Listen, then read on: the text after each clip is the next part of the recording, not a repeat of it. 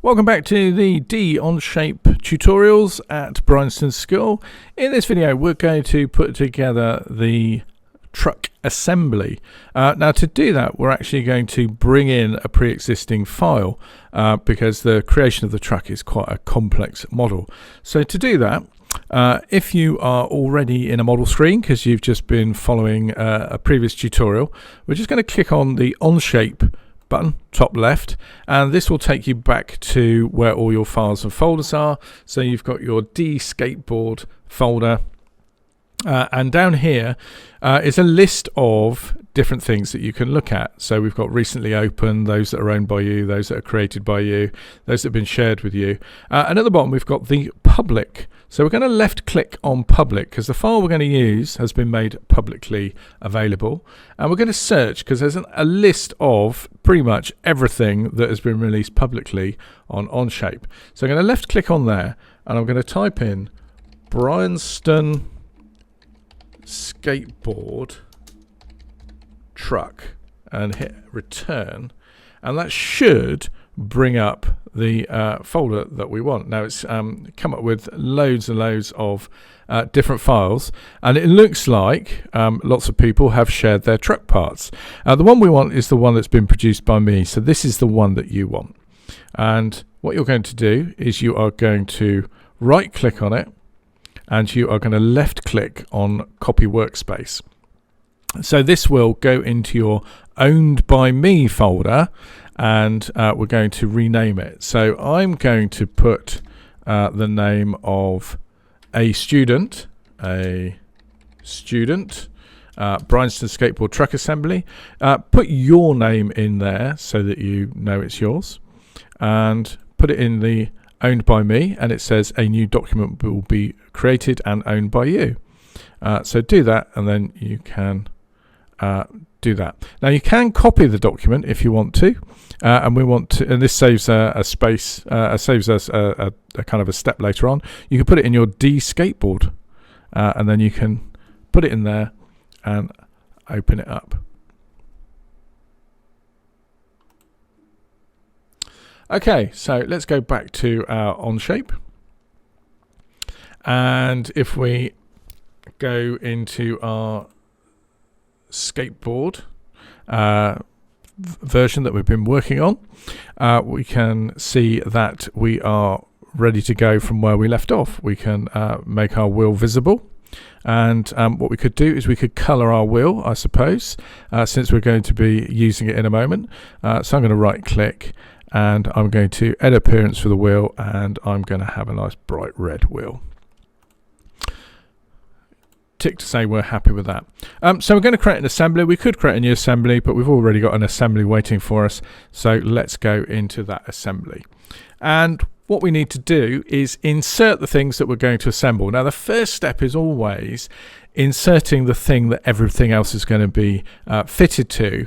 And if you've got an assembly where you're going to have moving parts, although that's not the case this time, anything that's going to be fixed is the first part you want to bring in.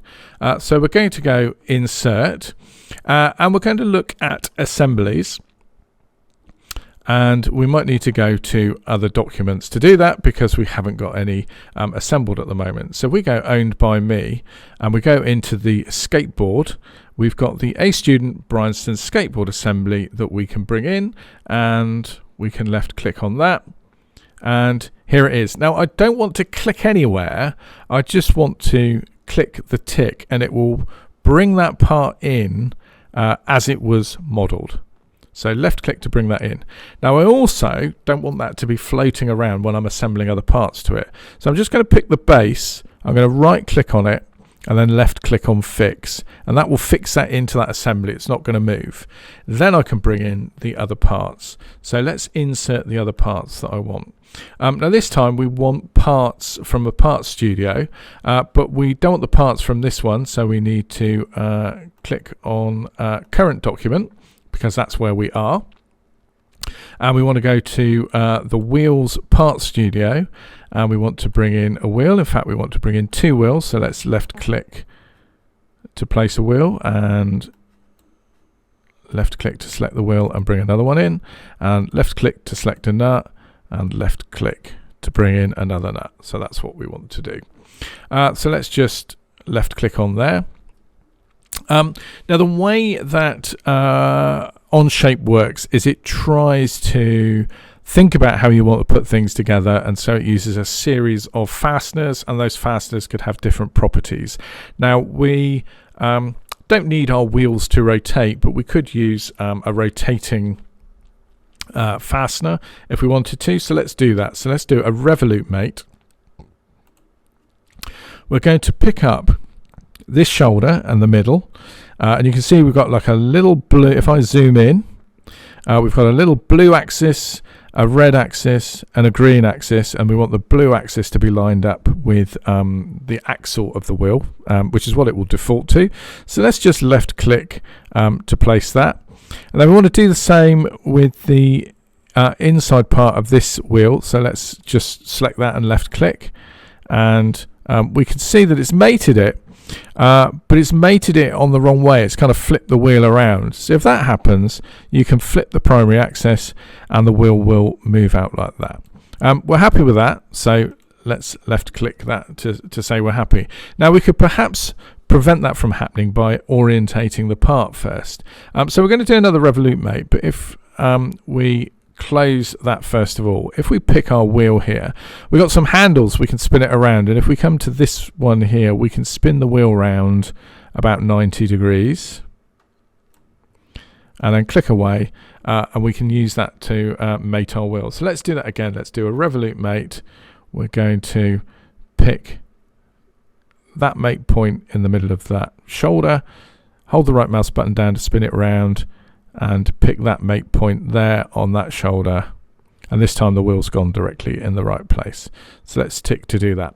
Now theoretically our nuts don't want to be rotating around, so we'll do a fixed mate with one of those. So I'm going to close the dialog box. I'm just going to pick this nut. I'm going to spin it 90-ish degrees. I'm going to spin it 90 degrees. Okay, I'll type in 90 and see if that works. There we go. And I'm going to do the same with this one. I'm going to spin that one round 90 degrees. There we go, that's worked. Sometimes if the connection is slightly dodgy, it doesn't snap to.